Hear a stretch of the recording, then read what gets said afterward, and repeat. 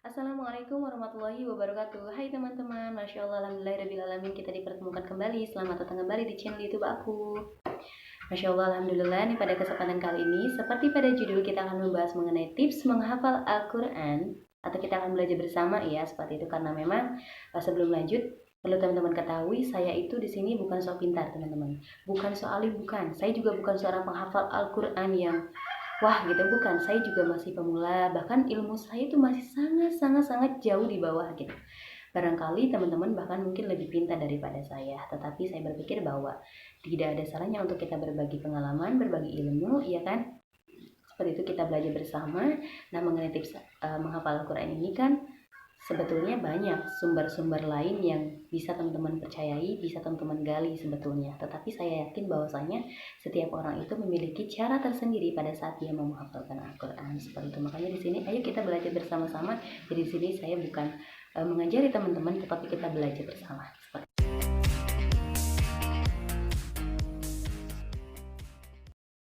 Nah baik teman-teman, langsung saja dalam menghafal Al-Quran itu bagi pemula ataupun memang mungkin barangkali sudah terbiasa, pasti punya cara tersendiri sih. Apalagi kalau pemula terkadang bingung ya, mau menghafal Al-Quran itu mulai dari mana dulu sih gitu kan.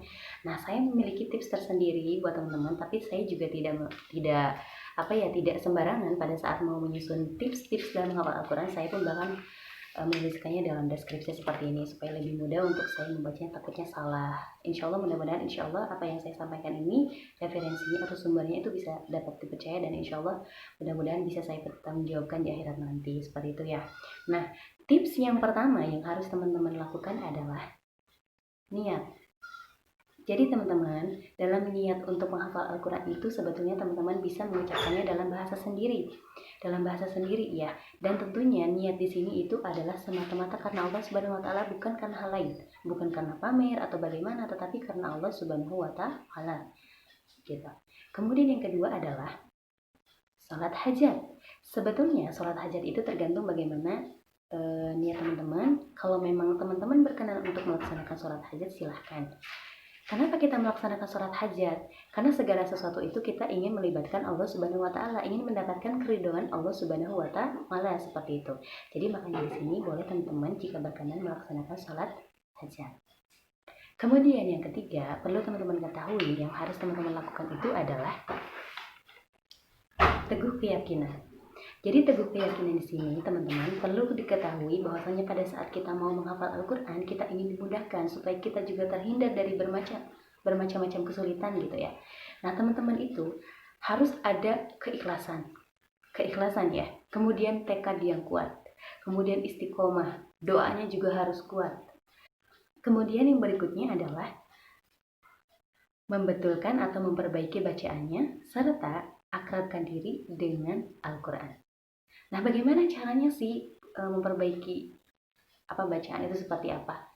Pasti teman-teman paham dong yang namanya makhraj dan juga tajwid. Nah, untuk memperbaiki bacaan itu harus membetulkan makhraj dan juga tajwidnya. Pasti teman-teman paham dong apa itu makhraj dan juga tajwid. Ya, paham ya? Kalaupun memang tidak paham, di sini saya akan menyampaikan sedikit. Jadi makhraj itu adalah tempat keluarnya huruf, teman-teman. Kalau tajwid itu adalah tata cara bagaimana membaca Al-Quran yang betul. Jadi makhraj dan juga tajwid ini harus betul. Ya. Nah, setelah itu teman-teman harus mengakrabkan diri atau membiasakan diri lah gitu membaca Al-Quran. Nah, membiasakan diri membaca Al-Quran ini kan biasanya teman-teman pasti lakukan setelah sholat fardu, misalnya sholat maghrib atau sholat subuh. Nah, itu namanya mengakrabkan diri kalau menurut saya. Jadi mengakrabkan diri di sini adalah untuk memperlancar supaya bacaan-bacaan kita lancar, pasti, betul tajwidnya, betul makhrajnya. Ya. Baik, nah setelah itu baru teman-teman bisa menghafal Al-Quran, memulai menghafal Al-Quran. Seperti itu. Namun di sini teman-teman perlu diketahui ya, menghafal Al-Quran itu bukan berarti harus menghafal dari awal sampai akhir secara berurutan. Bukan seperti itu saja sebetulnya. Memang menghafal Al-Quran itu seperti itu, tetapi pada saat kita praknya menghafal Al-Quran itu sebetulnya tidak hanya harus dari juz pertama. Tidak hanya seperti itu, tetapi tergantung daripada kemauan teman-teman. Misalnya seperti ini, teman-teman ingin menghafalkannya surat-surat pendek, atau teman-teman ingin menghafal dari awal mungkin 5 ayat atau halaman per halaman, boleh seperti itu. Atau mungkin teman-teman pengen nih menghafal surat Ar-Rahman, surat Al-Kahfi, surat Maryam, boleh seperti itu, sama saja dengan menghafal Al-Quran kok teman-teman. Ya, itu juga sama dengan menghafal Al-Quran. Nah di sini jadi tidak harus berurutan dari juz pertama sampai juz terakhir. Bahkan kalau menurut saya banyak kok kita penghafal Al-Quran yang menghafal itu juz 30, juz 29, atau menghafal surat Al-Kahfi, surat Maryam. Banyak kok yang seperti itu ya. Jadi itu tergantung dari kemauan teman-teman saja.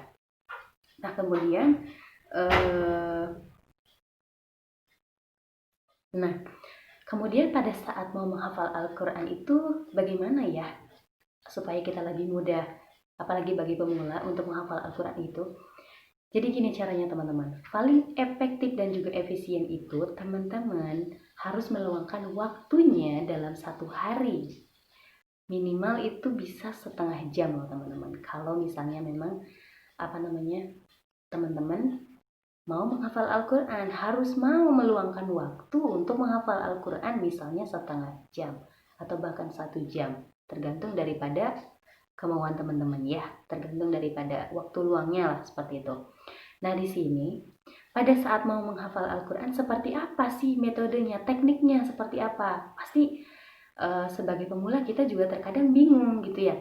Kalau misalnya kita menghafalnya seperti halnya kita mau ulangan atau anak sekolah atau kuliah gitu ya, itu berbeda metodenya sebetulnya. Kalau misalnya membaca mempelajari seperti itu kan cukup dipahami gitu ya, bukan dihafalkan dengan cara seperti ini, bukan seperti itu, bukan. Tapi dalam menghafalkan Al-Quran ini teman-teman perlu diketahui, untuk menghafal Al-Quran itu dibacanya berulang kalau menurut saya ya. Jadi gini, menghafal Al-Quran misalnya teman-teman setelah sholat maghrib nih, teman-teman targetinnya misalnya 5 ayat nih dalam 1 hari, boleh. Jadi setelah sholat maghrib itu teman-teman baca 5 ayat secara berulang, supaya teman-teman lama-lama malah ingat sendiri gitu pada saat menghafal itu 5 ayat gitu.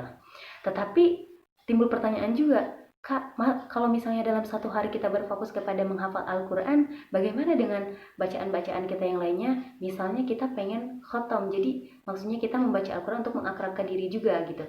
Jadi halaman per halaman supaya kita juga bisa khotom Al-Quran gitu ya. Atau Kak, saya juga suka baca artinya sama maknanya. Kemudian atau Kak, saya juga suka terbiasa membaca Al-Mulk, Al-Waqiah atau Ar-Rahman gitu. Nah itu gimana ya Kak cara membagi waktunya? Jadi gini teman-teman, sebetulnya kan kita tahu dalam 1 hari itu ada 5 sholat fardu ya, 5 waktu sholat fardu nih. Mulai dari maghrib, isya, subuh, zuhur, dan juga asar. Bahkan ada sholat tahajud, sholat duha, ya. Nah itu kita bisa memanfaatkan waktu-waktu tersebut setelah sholat fardu atau setelah sholat sunnah gitu. Misalnya gini, kita tentukan misalnya untuk menghafal Al-Quran itu setelah sholat maghrib misalnya. Nah kita setelah sholat subuh bisa membaca Al-Quran untuk mengakrabkan diri, mulai dari halaman per halaman terus sampai kita khotom setiap kali setelah sholat subuh. Jadi halaman per halaman gitu ya.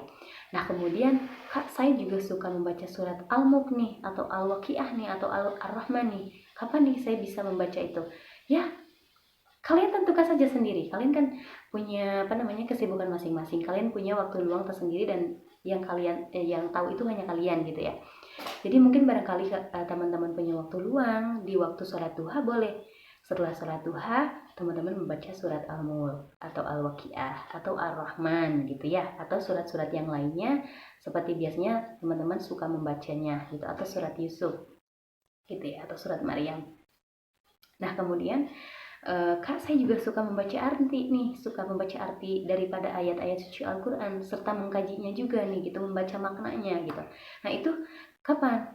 Teman-teman bisa lakukan di waktu yang lain seperti setelah sholat asar, karena biasanya saya yakin pasti membaca Al-Quran ini pasti teman-teman terbiasanya setelah sholat maghrib, sholat subuh, sholat duha, ataupun sholat asar. Atau bahkan mungkin lebih bagus lagi kalau misalnya membaca Al-Quran setelah setiap sholat, itu bahkan lebih bagus, Masya Allah, seperti itu ya. Oke, terus apa lagi ya? Nah, seperti itu sih kurang lebih. Jadi, pada saat menghafal Al-Quran itu perlu dibaca berulang. Dan yang paling terpenting dalam menghafal Al-Quran itu adalah kalian konsisten. Konsisten ya, teguhkan hatinya gitu. Jangan sampai tergoda dengan banyak hal gitu. Misalnya biasanya kita setelah sholat maghrib males nih baca Al-Quran, males nih menghafal Al-Quran, malah main handphone lain sebagainya. Itulah ya yang banyak sekali mungkin tantangan-tantangan yang perlu teman-teman lewati. Itu teman-teman perlu ketahui, teman-teman harus meningkatkan apa namanya istiqomahnya, kualitas kualitas apa namanya ya, niatnya gitu ya, niatnya harus betul-betul gitu. Kemudian di sini apa namanya, banyak juga yang beranggapan bahwa, banyak juga yang mengatakan kepada saya, kakak kalau menghafal Al-Quran itu susah nggak sih? Enggak loh, sebetulnya tidak. Menghafal Al-Quran itu tidak susah, tapi itu justru susah itu karena mindset kalian gitu. Karena sebetulnya menghafal Al-Quran itu mudah. Menghafal Al-Quran itu mudah kalau misalnya kita mau berusaha segala sesuatu. Kalau misalnya kita tidak bersungguh-sungguh tidak akan bisa. Kalau kita mau yang melakukannya, eh, mau melakukannya dengan sungguh-sungguh niat karena Allah Subhanahu wa taala, kemudian kita konsisten, istiqomah, tawakal, doa kepada Allah, ya Allah mudahkan, ya Allah mudahkanlah hamba dalam menghafal Al-Quran, atau bagaimana teman-teman pasti menggunakan kata-kata yang Masya Allah pada saat kita berdoa, luar biasa seperti itu ya, meminta kepada Allah, pasti Allah insya Allah akan memudahkan kita dalam menghafalkan Al-Quran. Allah pasti akan mudahkan itu, insya Allah ya. Anak kecil aja yang 5 tahun mereka bisa menghafal Al-Quran, kenapa kita tidak bisa gitu ya. Jadi seperti itu teman-teman, tips menghafal Al-Quran dari saya sangat sederhana sekali ya teman-teman. Mudah-mudahan apa yang saya sampaikan ini bisa teman-teman pahami. um, Tips menghafal Al-Quran ini sampaikan ini masih kurang, salah, dan bagaimana teman-teman boleh menambahkan. Saya sangat terbuka sekali, Masya Allah, Alhamdulillah gitu kalau misalnya teman-teman mau berbagi ilmu dengan saya juga, karena saya pun masih belajar gitu. Dan teman-teman barangkali mau menambahkan, barangkali mau menyanggah atau bagaimana, teman-teman boleh komentar di bawah ya. Saya akan menunggu itu, saya akan menantikan itu. Masya Allah.